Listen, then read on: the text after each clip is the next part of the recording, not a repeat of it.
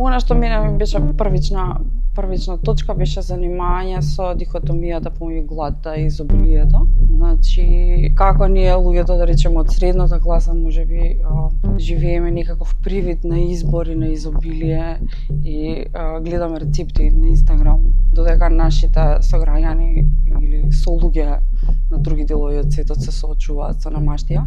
И некако си мислиш кои се тие луѓе, каде се тие луѓе, тоа сме ние, тоа се сите околу нас, тоа се нашите сограѓани. И таа илузија на изобилие и таа потреба да се конзумира за да се пополнат празнините кои што ги остава системот и празнините кои што ги остава нашата емоционална неписменост. Можеби тоа да беа некакви поидовни точки за развојот на идејата на представа. Потоа со коавторите и со актерите од представата да доразвивме идејата во што е сега.